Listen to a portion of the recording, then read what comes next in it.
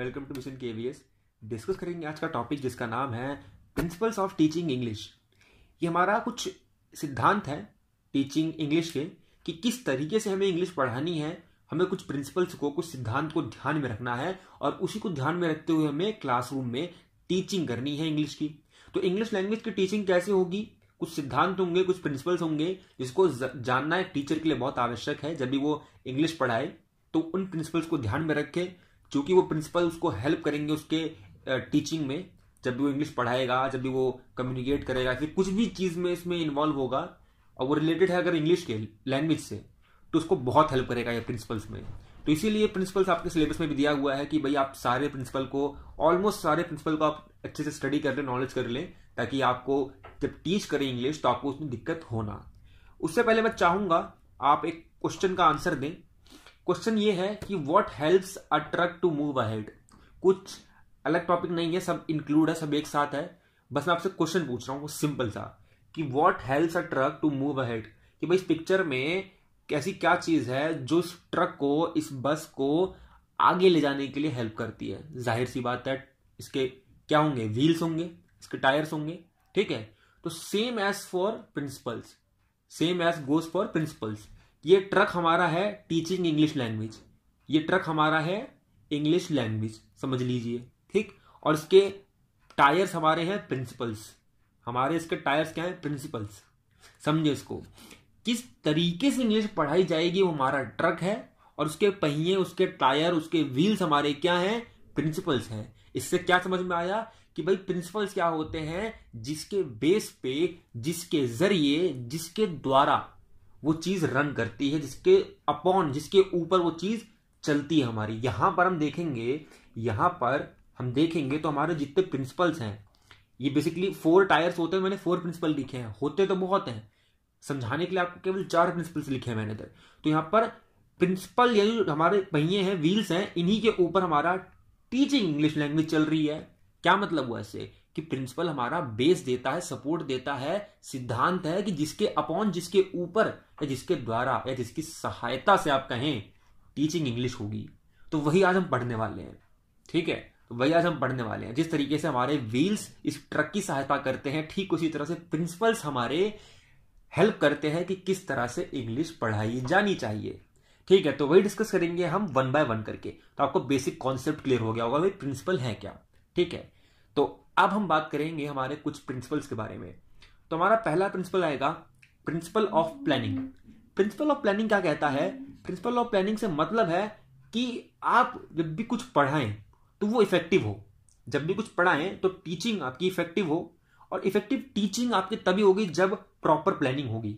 जब आपकी proper planning होगी, आपको आपके ऑब्जेक्टिव हैं, आपके एम हैं, ठीक है, आपका क्या टीएलएम यूज करना है, ये सारी चीजें इंक्लूड है, सारी चीजें प्रॉपर प्लानिंग में है। और बच्चों की एज क्या है, बच्चों का लेवल क्या है, सब कुछ ध्यान में रखते हुए जब आप प्लानिंग कर लेते हैं तब आपकी टीचिंग बहुत इफेक्टिव होगी। तो इसीलिए प्रिंसिपल ऑफ प्लानिंग क्या कहता है कि भाई प्लान करें आप प्रॉपर तरीके से, ठीक। It involves 5 basic components. भाई जो आपका प्रिंसिपल ऑफ प्लानिंग है, ये 5 बेसिक कॉम्पोनेंट्स को, 5 बेसिक आपके पहलू है, उसको ऐड करता है। जैसे वेल डिजाइन करिकुलम, ठीक है। प्लानिंग के अंदर देखो, ये प्लानिंग केवल क्लासरूम की प्लानिंग की बात नहीं हो रही है, लैंग्वेज की प्लानिंग की बात हो रही है ना। लैंग्वेज को किस तरह पढ़ाई जाए उसके प्रिंसिपल पढ़ रहे हैं। इसका मतलब क्या हुआ? इसका मतलब ये हुआ कि हम बात कर रहे हैं प्लानिंग की ऑल ओवर लैंग्वेज की प्लानिंग की बात कर रहे हैं। उसकी शुरुआत हमारी कहां से होगी? करिकुलम से होगी। तो वेल डिजाइन करिकुलम होना चाहिए, नंबर 1। लर्निंग ऑब्जेक्टिव्स, कि लर्निंग ऑब्जेक्टिव्स हमारे जो हैं उसको पढ़ाने के, ठीक है, टीचिंग करने के, वो क्लियर होनी चाहिए कि ये ऑब्जेक्टिव्स हैं, सेट कर रखे हैं, ये हमें अचीव करने हैं, और हम ये अचीव कर लेंगे तो बच्चों को ये ऑब्जेक्टिव्स अचीव हो जाएंगे। तो हमारे एम्स, हमारे जो ऑब्जेक्टिव्स हैं लर्निंग के, वो क्लियर होने चाहिए, ठीक। तीसरा, टीचिंग एंड लर्निंग एक्टिविटीज, कि प्लानिंग में हमारा जो प्लान है हमारा, उसमें टीचिंग लर्निंग एक्टिविटीज इंवॉल्व होनी चाहिए, ठीक है। तो हमारा तीसरा है टीचिंग लर्निंग एक्टिविटीज होनी चाहिए। चौथा, असेसमेंट मैकेनिज्म होना चाहिए, कि भाई हमने असेसमेंट के लिए कौन सा मैकेनिज्म यूज किया है। मान लीजिए हमने इंटरव्यू वाला यूज किया है ना, क्वेश्चन पूछा है, या फिर ऑब्जर्वेशन मेथड यूज किया, तो हमने कुछ भी अगर यूज किया है तो उसकी भी प्लानिंग होनी चाहिए प्रॉपर तरीके से। तो इन सब चीज को ध्यान में रखते हुए हम असेसमेंट करेंगे और कौन सा मैकेनिज्म यूज कर रहे हैं वो भी हम लिखेंगे। उसके बाद eight the and evaluation method होगा कि हमने सब कुछ कर लिया, असेसमेंट भी कर लिया कि भाई यहां पे बच्चों को प्रॉब्लम हो रही थी तो हमने उसको चेंज किया, चेंज करके फिर असेसमेंट लिया, और at the end of our objective और गोल्स हमने क्या किया, इवैल्यूएशन कर लिया। तो 5 बेसिक कंपोनेंट्स इंक्लूड करता है प्रॉपर प्लानिंग में। प्लानिंग क्या इंक्लूड करेगा, वेल डिजाइन करिकुलम होना चाहिए, लर्निंग ऑब्जेक्टिव होनी चाहिए और एक्टिविटीज होनी चाहिए, असेसमेंट मैकेनिज्म होना चाहिए आपका प्रॉपर, और इवैल्यूएशन मेथड भी आपका प्रॉपर होना चाहिए। ये हमारी 5 चीजें इन्वॉल्व होगी। लास्ट में हम देखेंगे इसमें क्या होता है कि it helps teacher in lesson planning and delivering the topic. ठीक है, तो एट द एंड क्या होता है कि ये प्रॉपर प्लानिंग से हमें क्या फायदा होता है, टीचर को क्या फायदा होता है कि जो टीचर होगा ना उसको पहले से मालूम चल जाएगा कि भाई ये चीजें हो सकती है, तो इस चीज के लिए पहले से तैयार रहूंगा। तो प्रॉपर प्लानिंग जो होती है लेसन प्लानिंग करने में, यानी लेसन को प्रिपेयर करने में, क्लास में डिलीवर करने से पहले उसको प्रिपेयर कर देती है टीचर को। और डिलीवर कैसे करना टॉपिक को, ये चीज के लिए भी जो है आपको टीचर को प्रिपेयर कर देती है। और ये प्रिंसिपल कौन सा है, प्रिंसिपल ऑफ प्लानिंग। ठीक, प्रिंसिपल ऑफ प्लानिंग। अब बात करेंगे अगर हम इसकी कुछ और बात कंपोनेंट्स की, कि it helps teacher not to divert from the main topic. बहुत इंपॉर्टेंट चीज है कि प्लानिंग होती है आपकी, आपको बहुत ज्यादा हेल्प करती है कि आप जब अपने टॉपिक से भटके ना। आप जब प्लानिंग करके जाते हैं क्लासरूम में तो आपको मालूम है कि भाई मुझे इसी के इर्द गिर्द घूमना है, एग्जाम्पल भी मुझे इसी के आसपास के देने हैं। तो प्रिंसिपल ऑफ प्लानिंग कहता है कि भाई आप मेन टॉपिक से भी ना भटकें, इसीलिए आपकी प्लानिंग बहुत जरूरी है। तो ये हमारा है प्रिंसिपल ऑफ प्लानिंग। बात करेंगे दूसरी प्लानिंग की, तो principle of correlation and linking with life बहुत इंपॉर्टेंट है हमारा। ये क्या कहता है, ये कहता है कि a language is best learn when it is need is felt in everyday situation. कि भाई एक लैंग्वेज है, अगर वो बच्चे के द्वारा फील कर ली गई कि भाई ये तो बहुत ज्यादा इंपॉर्टेंट है, ये मैं रोज करता हूं, सिचुएशन में रोज देखता हूं मैं, तो वो बहुत ही ज्यादा इजी हो जाती है सीखना। अगर बच्चा कुछ भी क्रिया करता है रोज, कोई सी भी एक्टिविटी रोज करता है, एक्शन करता है, ठीक है, और वही एक्शन वही चीजें अगर वो फील कर ले कि भाई इंग्लिश में उसका कनेक्शन है उस चीज से, उस सिचुएशन से उसका कनेक्शन है, लिंक कर ले। बेसिकली आपका क्या करना है, लिंक करवाना है, आपको कोरिलेशन देना है किसके साथ, लाइफ के साथ। आपको कोरिलेट करना है, लिंक देना है लाइफ के साथ, तो वो चीज इजी हो जाएगी और बहुत ही अच्छे तरीके से, बेस्ट तरीके से बच्चा सीख पाएगा। ठीक, उसके बाद learning becomes interesting and easy to identify when it is correlated with real life situation.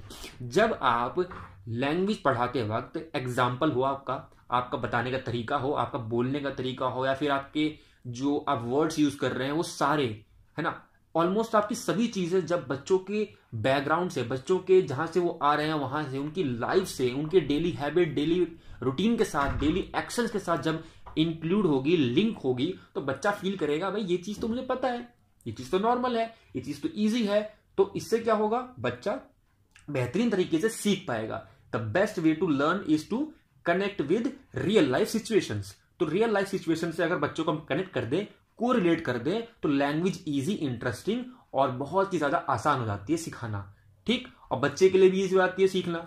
ये बात कहता है हमारा कोरिलेशन का। और क्या कहता है, इन शॉर्ट कहें तो childrens learning should start with their environment and experience. कि भाई लैंग्वेज जो है ना उसको हमें शुरुआत करनी चाहिए बच्चे के एक्सपीरियंस से और एनवायरमेंट से, जिससे वो पहले से ही जुड़ा है, पहले से ही कनेक्टेड है।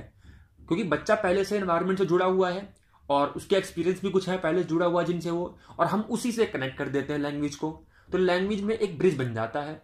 ठीक है, उसके एक्सपीरियंस और एनवायरमेंट के बीच में एक ब्रिज बन जाता है, जो कि बहुत इजी कर देता है बच्चे को ग्रैस्प करने के लिए, सीखने के लिए, समझने के लिए चीजों को। तो principles of correlation and linking with life कहता है कि लैंग्वेज को आप लाइफ से जोड़िए, लाइफ के जितने भी पहलू है, उसका एक्सपीरियंस है बच्चे का, एनवायरमेंट है, उससे जोड़िए, तो लैंग्वेज पढ़ाना बेस्ट, इंटरेस्टिंग, ईजी और इफेक्टिव होगा आपका। ठीक, उसके बाद अगले बात करेंगे नेक्स्ट प्रिंसिपल का। प्रिंसिपल ऑफ हैबिट फॉर्मेशन क्या कहता है। प्रिंसिपल ऑफ हैबिट फॉर्मेशन कहता है our first language learning does not require any conscious effort to learn it, thus the first language is at the habit level. अब habit formation इससे पहले आप समझें कि हमारी जो पहली लैंग्वेज है, हमारी मदर टंग है, हमारी मातृभाषा है, वो कभी भी रिक्वायर नहीं करती एनी कॉन्शियस एफर्ट को। यानी कि जब भी आपने अपनी पहली जो लैंग्वेज सीखी है, मातृभाषा सीखी है, नेटिव जो आपकी लैंग्वेज सीखी है, उसमें आपने कोई एफर्ट नहीं दिया है, आपने कोई एफर्ट नहीं दिया है। आपको नहीं पता कि आपने हिंदी बोलने के लिए या इंग्लिश बोलने के लिए क्या क्या एफर्ट डाले थे, ठीक है। तो आपने कैसे सीखा है, अचेतन रूप से सीखा है, ठीक है, आप कॉन्शियस नहीं थे उस वक्त। तो उस वक्त क्या मतलब हुआ कि आपने जब एफर्ट डाल के नहीं सीखा है, ठीक है, आपने बस ऐसे ही सीखा है, सुन सुन के सीखा है, और धीरे धीरे धीरे धीरे आप सीखते चले गए, आपके माइंड में कंस्ट्रक्ट होते चली गई language.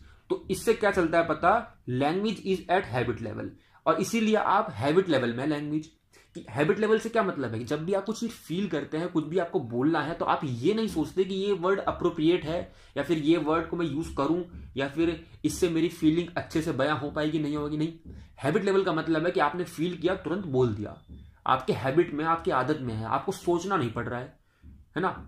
You don't have to think a lot, आपको सोचना नहीं पड़ रहा है बोलने से पहले, तो आपकी हैबिट लेवल में है लैंग्वेज।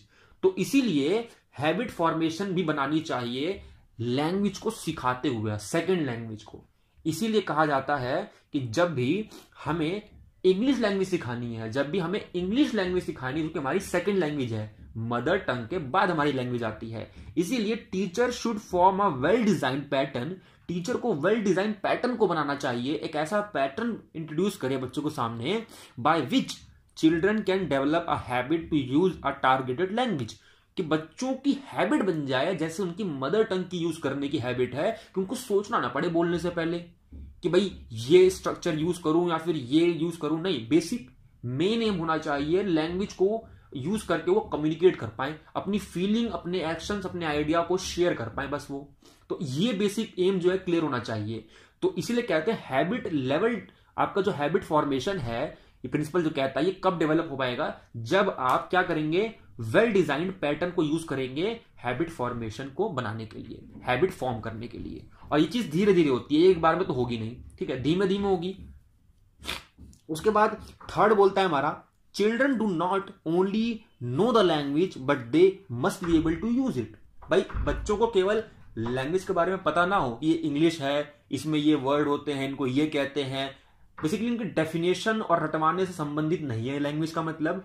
लैंग्वेज का हैबिट फॉर्मेशन कहता है कि भाई उनको यूज करना भी आता हो, they must be able to use it, ठीक है, तो उनको यूज करना भी आना चाहिए, और हैबिट फॉर्म करनी चाहिए डिफरेंट पैटर्न से और अलग अलग तरीकों से। अब वो कैसे फॉर्म होगी, वो हमारा नेक्स्ट प्रिंसिपल बताता है। Principle of practice and drill ये बताता है कि हम क्या कर सकते हैं बच्चों के लिए, to make students be able to use targeted language at habit level, कि बच्चों को हैबिट लेवल, यानी कि बच्चों को उनकी जैसे मदर टंग की आदत है यूज करने की, वैसे इंग्लिश को हैबिट लेवल पर डेवलप करने के लिए प्रैक्टिस और ड्रिल इंपॉर्टेंट है। प्रैक्टिस और ड्रिल की आवश्यकता है। प्रैक्टिस यानी कि आपकी जो बार बार अभ्यास करेंगे बच्चे, ड्रिल अलग अलग हमारी क्रियाएं हो सकती हैं, कोई एक्टिविटी हो सकती है, उसको हम फॉर्म करेंगे, पैटर्न करेंगे, ठीक है। तो ये हम बार बार जब करेंगे तो बच्चा जो है हैबिट लेवल पर डेवलप कर पाएगा हमारी इंग्लिश लैंग्वेज को। उसके बाद कहता है कि principle and drill should involve LSRW skills with equal opportunities. ये प्रैक्टिस एंड ड्रिल्स, भाई जो हमारी प्रैक्टिस होगी, हमारी स्किल्स, हम जो ड्रिल्स करेंगे उसमें हमारा LSRW जो हमारा है, हमारा जो लिसनिंग है, स्पीकिंग है, रीडिंग, राइटिंग, ये सारी की सारी हमारी जो 4 स्किल्स हैं बेसिक, इन सब पे इक्वल अपॉर्चुनिटी, इक्वल हमारा जो है बैलेंस रहना चाहिए। ये नहीं कि हम लिसनिंग बहुत करवाते हैं, रीडिंग कम करवाते हैं, राइटिंग बहुत करवाते हैं, रीडिंग कम करवाते हैं, बिल्कुल नहीं। चारों के चारों स्किल पे बराबर ध्यान देना चाहिए, प्रैक्टिस और ड्रिल को फॉर्म करते हुए, पैटर्न करते हुए, कि भाई अगर आज मैं प्रैक्टिस करवाऊंगा बच्चों को तो उसमें हमारा LSRW के चारों हमारे बेसिक स्किल को बेसिक और इक्वल तरीके से हम जो है देख रहे हैं, इक्वल लेवल का क्वेश्चन, इक्वल लेवल की प्रैक्टिस, इक्वल लेवल का एक्टिविटी दिया गया है, कोई कम ज्यादा नहीं होना चाहिए।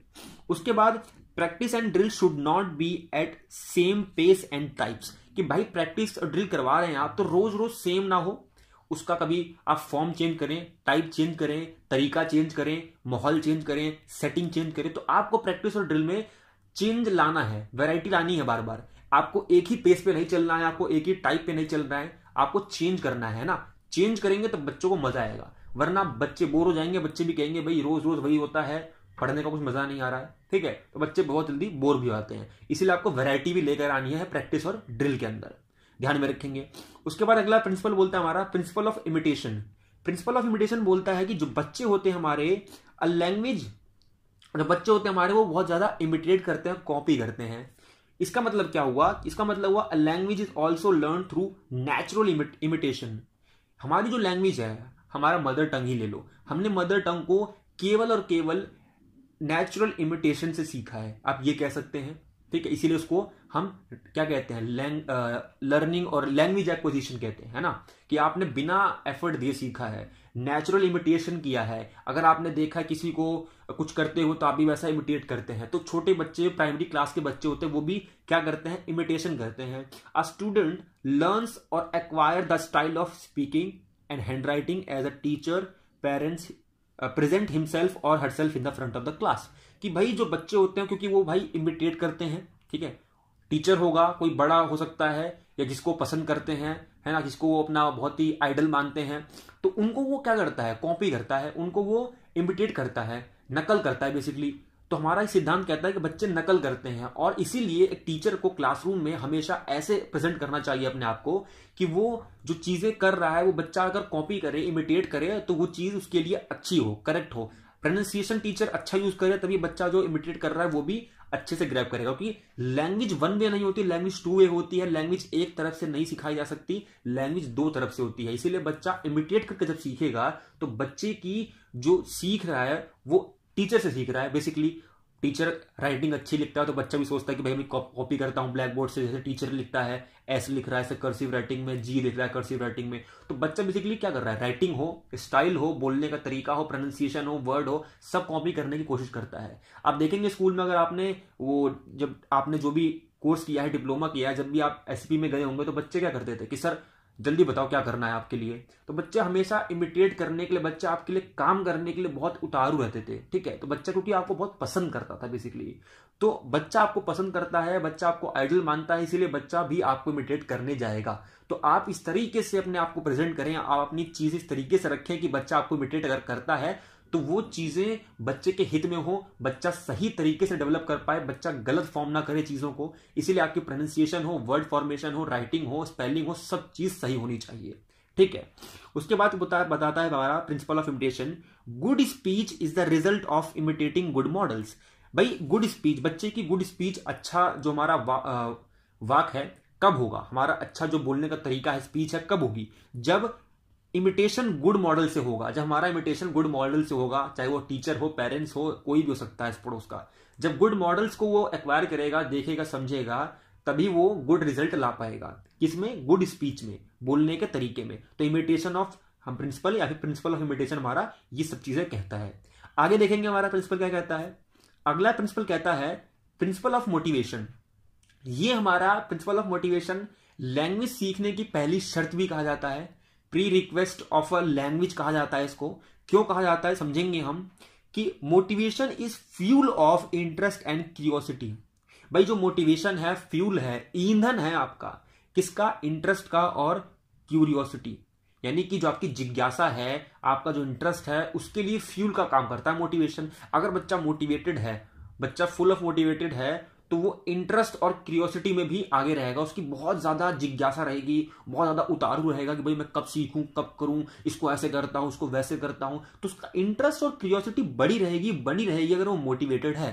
तो उसके लिए क्या कर सकते हैं, उसके लिए in order to make students motivated, teacher should be, correct response should be immediately reinforced. कि भाई बच्चा अगर कुछ करेक्ट रिस्पॉन्स देता है, चाहे वो प्रैक्टिस कर रहा है, ड्रिल कर रहा है, एक्टिविटी कर रहा है लैंग्वेज की, तो तुरंत टीचर का काम है कि उसको रिस्पॉन्स दे, उसको रीइंफोर्स करे। अगर मान लीजिए बच्चे ने कुछ लिखा है और बच्चे ने वो बहुत सही लिखा है, और मतलब आपको उम्मीद नहीं थी, फिर भी उसने बहुत अच्छी कोशिश की है अपनी और वो सही है, तो आपको तुरंत रिस्पॉन्स देना है, तुरंत फीडबैक देना है, वाह कितना अच्छा किया आपने, ऐसे ही करते रहे। तो आपको इसको क्या करना है, रीइंफोर्स करना है, आपको इसको बढ़ावा देना है, ठीक है।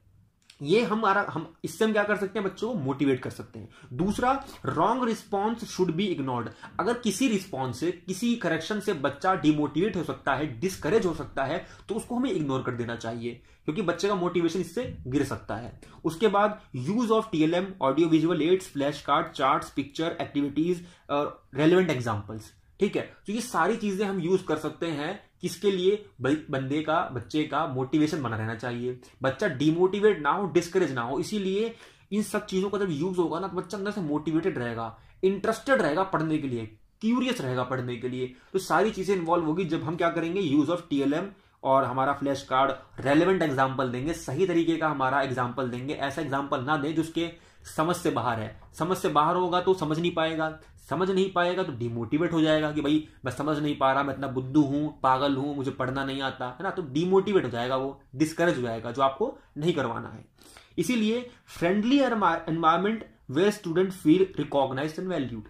भाई आपको ऐसा एनवायरमेंट देना है जहां फ्रेंडली हो, जहां पर कोई रिजिड ना हो, कोई रूल्स रेगुलेशन ऐसे थोप ना दिया गया हो बच्चे के ऊपर। आपको ऐसा फील करवाना है बच्चे को कि बच्चे की भाई वहां पर वैल्यू की जा रही है, बच्चा रिकॉग्नाइज्ड है और बच्चे की एक एक पहचान जो है सबके साथ मिली जुली है, बच्चों को इग्नोर नहीं किया जा रहा है और बच्चे के जो आंसर्स हैं और बच्चे के बोलने पे हर तरीके पर रिस्पॉन्स दिया जा रहा है, बच्चों को इग्नोर नहीं किया जा रहा है, बेसिकली आप ये कह सकते हैं।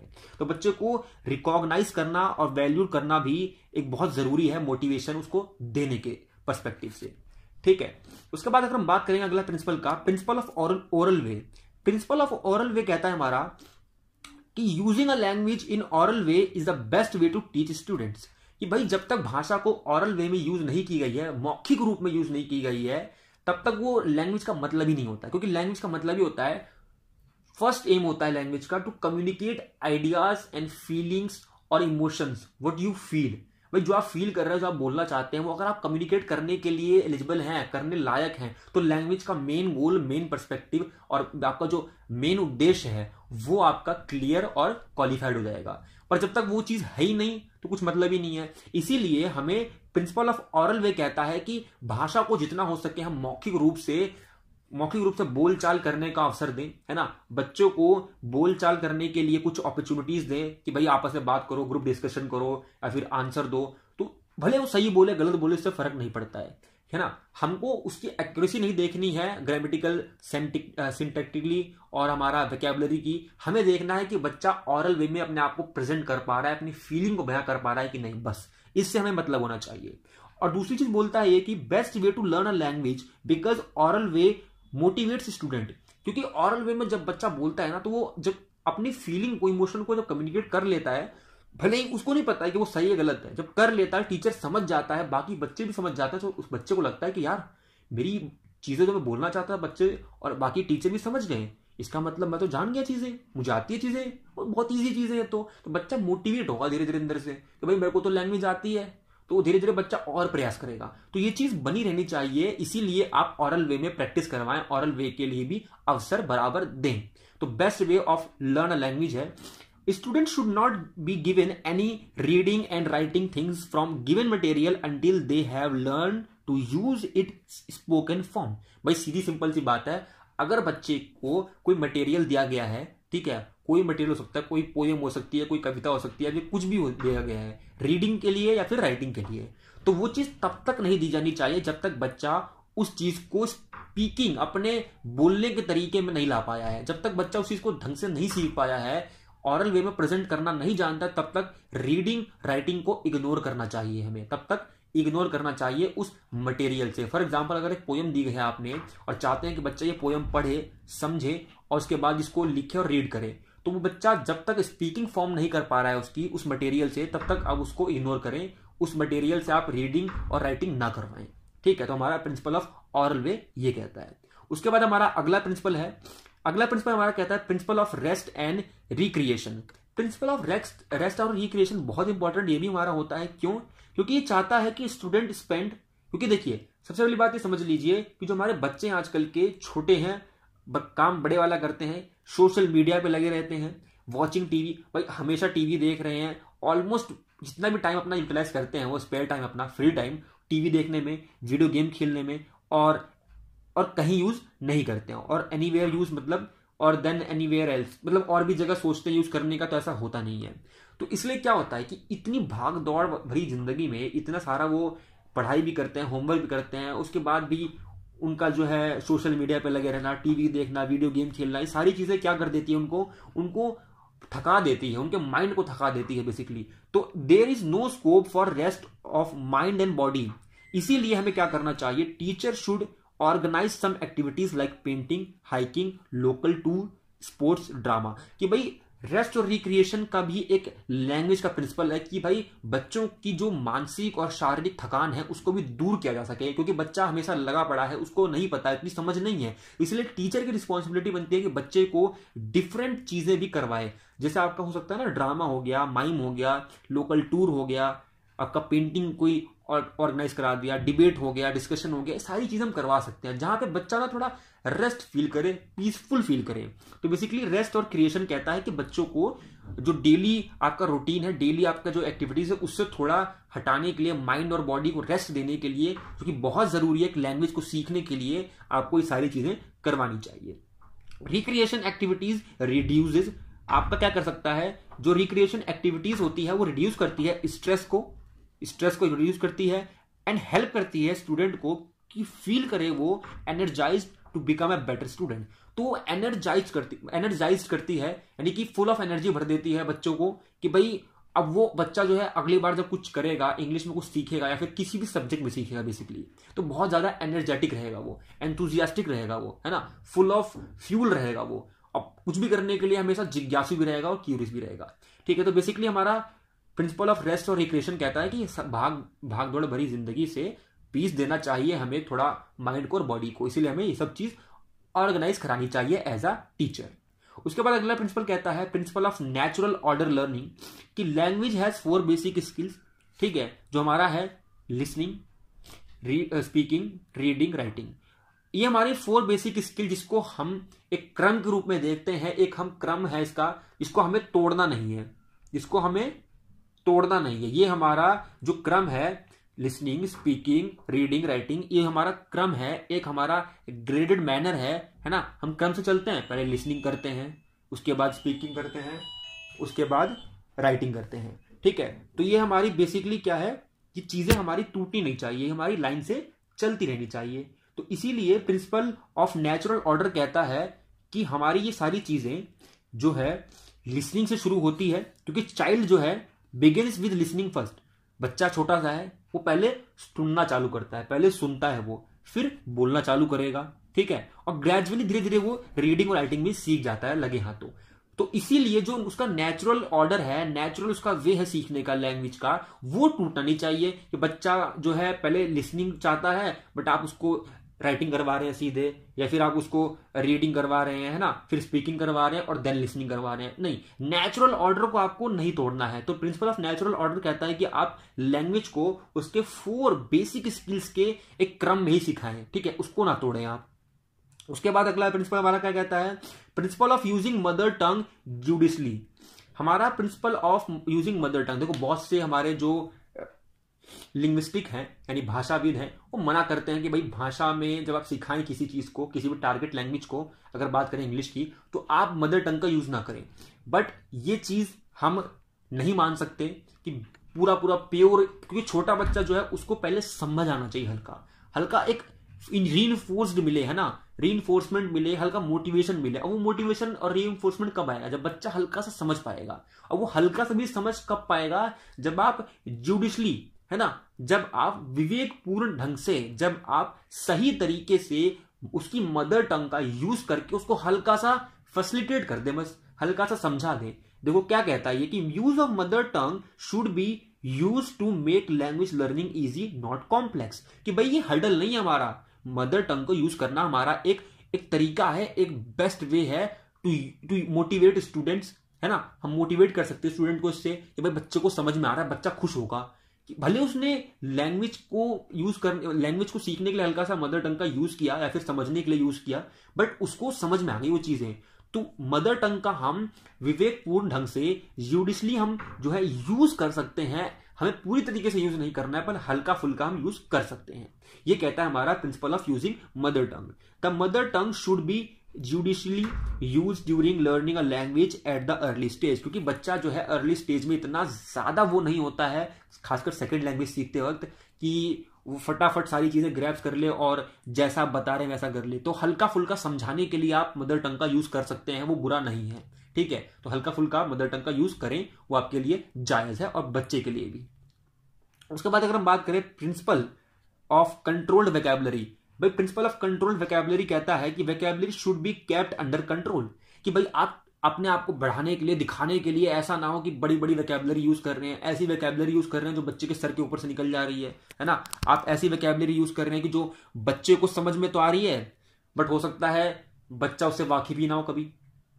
मतलब कहने का मतलब क्या है कि वेकेबलरी ऐसी हो, शॉर्ट हो, सिंपल हो, प्रिसाइज हो और बच्चे के लाइफ से कनेक्टेड हो, बेसिकली बच्चे के लाइफ से कनेक्टेड हो और बच्चा उस चीज को समझ पाए, बच्चा उससे अपने आप को कनेक्ट कर पाए, ऐसी आपकी वेकेबलरी होनी चाहिए। आप दिखाने के लिए, आप अपने आप को सीनियर दिखाने के लिए, टीचर दिखाने के लिए आप बड़ी भारी भारी और ऑक्सफोर्ड डिक्शनरी की वेकेबलरी को इग्नोर करें, यूज ना करें, ठीक है।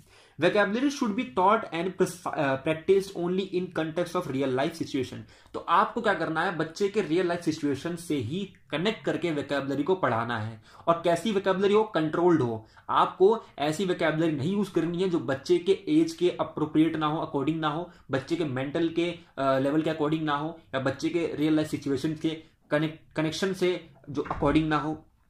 तो इन सब चीजों को आपको ध्यान में रखना है और यही हमारा कहता है प्रिंसिपल्स ऑफ कंट्रोल्ड वेकेबलरी। अगला प्रिंसिपल हमारा क्या कहता है, अगला प्रिंसिपल है principle of graded pattern. Principle of graded pattern कहता है कि जब भी हम टीचिंग करते हैं लैंग्वेज की, डेवलप करने के लिए new system and complex habit and habits are acquired slowly.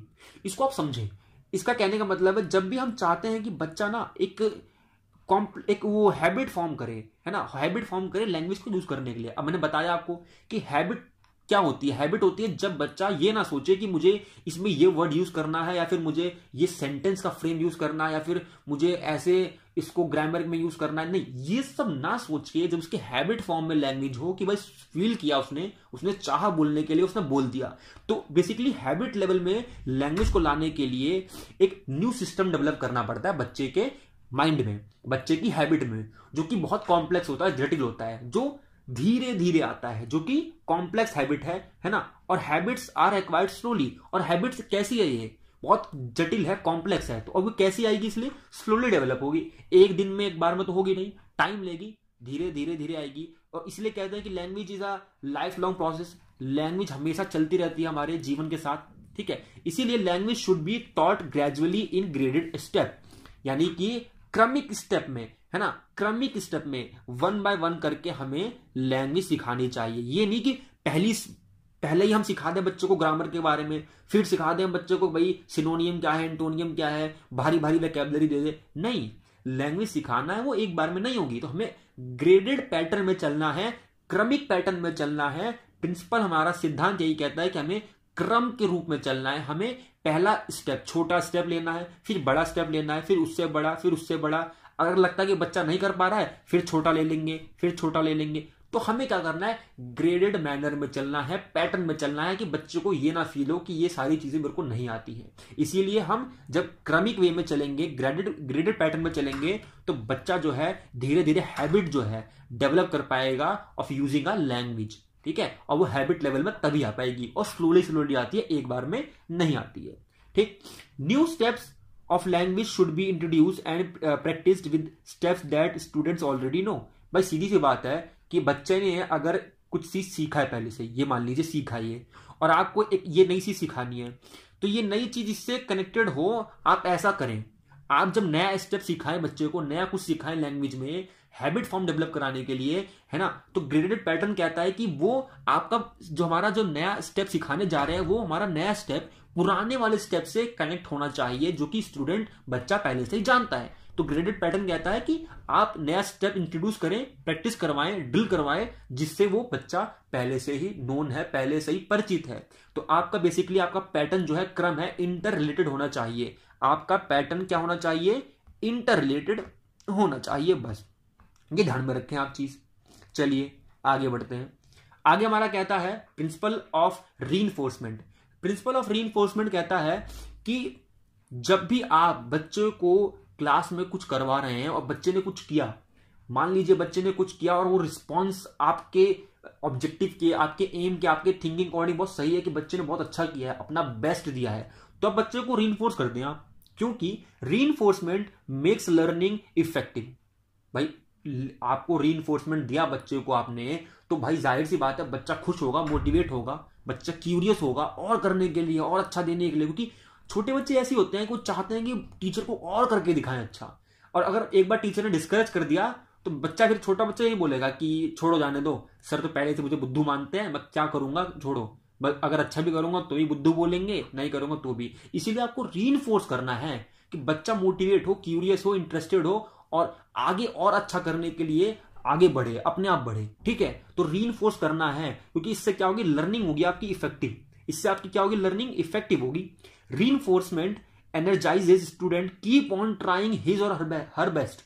भाई रीइंफोर्समेंट क्या करता है, एनर्जाइज करता है बच्चे को क्या करने के लिए, keep on trying his or her best, कि अपना 100% देने के लिए, भले वो बच्चे के हिसाब से कैसा भी हो, पर बच्चा अपना 100 में से 100 देने के लिए आगे बढ़ेगा, खुद करेगा और एनर्जाइज रहेगा हमेशा जब आप उसको रीइंफोर्स करेंगे बार बार। Student should not be ignored और गिवन लेट रीइंफोर्समेंट। ध्यान में रखेंगे चीज, प्रिंसिपल ऑफ रीइंफोर्समेंट कहता है कि बच्चे को इग्नोर नहीं करना चाहिए और कभी भी लेट रिस्पॉन्स, आपको लेट जो है रीइंफोर्समेंट नहीं देना चाहिए। यानी कि बच्चे ने कुछ अच्छा किया है तो आप बोलते हैं हाँ हाँ रुको रुको बताता हूं मैं, तो बच्चा क्योंकि उस वक्त जानना चाह रहा है, उस वक्त वो बहुत सिचुएशन में बहुत जिज्ञासु है, क्यूरियस है कि मैंने कर लिया, सर को पूछता हूं क्या बताएंगे इसका, क्या सही है मैंने किया है। और अगर बच्चे ने सही किया है तो आपने उसको रीइंफोर्समेंट उसी समय पे देना है, ना कि 5 या 10 मिनट बाद, क्योंकि 5 और 10 मिनट बाद वो वैल्यू नहीं रहेगी उस रीइंफोर्समेंट की जो उस सिचुएशन में है जब बच्चा मांग रहा है, बच्चा चाहता है। ठीक है, तो रीइंफोर्समेंट कहता है कि लेट रीइंफोर्समेंट आप ना दें। ठीक, ये हमारा था। अगला देखेंगे हम principal of immediate correction. Principal of immediate correction कहता है कि correction helps in improving the learning level. Correction helps in improving the learning level, कि भाई आप इमीडिएट करेक्शन करें। अब बहुत से लोग बोलते हैं कि छोटे बच्चों को करेक्ट नहीं करना चाहिए, कि गलत बोल रहे हैं सही बोल रहे हैं, उनको करने देना चाहिए।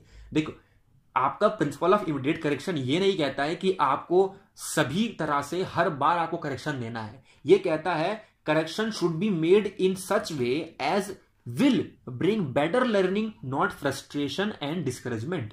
करेक्शन ऐसी होनी चाहिए कि बच्चों को ये फील ना हो कि वो डिस्करेज हो गया, वो फील ना हो कि मेरे को बहुत हार्ड लग रही है, बच्चे को बर्डन फील ना हो, बच्चे को डिस्करेजमेंट फील ना हो, बच्चे को ये फ्रस्ट्रेशन नहीं लगनी चाहिए कि आप जब आपने करेक्शन दी उसकी। ठीक है, तो करेक्शन ऐसी होनी चाहिए को इंप्रूव करे लर्निंग को, ना कि बच्चे को डिस्करेज करे, बच्चे को डिमोटिवेट करे और बच्चे की इंटरेस्ट को खत्म कर दे, मार दे। तो ऐसा हमारा इमीडिएट करेक्शन नहीं होना चाहिए। इमीडिएट करेक्शन होना चाहिए जो बच्चे को लर्निंग को इंप्रूव करे, ना कि उसको डिस्करेज या फ्रस्ट्रेशन में डाल दे।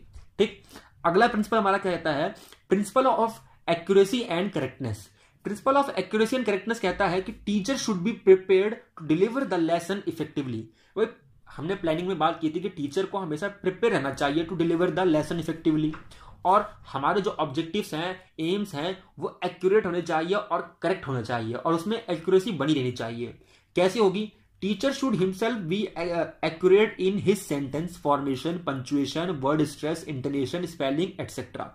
चूंकि मैंने बताया था प्रिंसिपल ऑफ इमिटेशन में कि बच्चा आपको इमिटेट करने जा रहा है, बच्चा आपको इमिटेट करेगा, कॉपी करेगा, कोशिश करेगा आपको जैसे हैंडराइटिंग लिखने का, प्रोनाउंसिएशन का, स्पेलिंग यूज करने का, है ना, और वर्ड का यूज करने का। तो इसीलिए अगर आपकी एक्यूरेसी रहेगी, अगर आपकी एक्यूरेसी रहेगी और आपके जो ऑब्जेक्टिव है वो बिल्कुल मिडिल में जाएंगे, है ना, बिल्कुल मिडिल में जाएंगे, बिल्कुल एकदम एक्यूरेट निशाने पे लगेंगे ना, तो बच्चे भी वही करेक्ट एक्यूरेसी और करेक्टनेस यूज कर पाएंगे। क्योंकि बच्चे को अगर शुरुआत से ही पता होगी कि ये वर्ड को इस तरीके से बोला जाता है, HOUR आर होता है और OUR भी आर होता है, पर दोनों का मतलब अलग है। जब ये चीजें आप करेक्ट और एक्यूरेट रूप से क्लास में यूज कर पाएंगे तो बच्चा भी शुरुआत से ही, बिगिनिंग स्टेज से ही एक्यूरेट और एक्यूरेसी और करेक्टनेस को ध्यान में रखते हुए अपनी लैंग्वेज को यूज कर पाएगा। ठीक है, तो ये चीज बनी रहनी चाहिए बच्चे के बिगिनिंग स्टेज से ही, इसीलिए आपको एक्यूरेट और करेक्टनेस रखनी है अपनी लैंग्वेज में, क्लासरूम में। ठीक है, तो ये हमारा था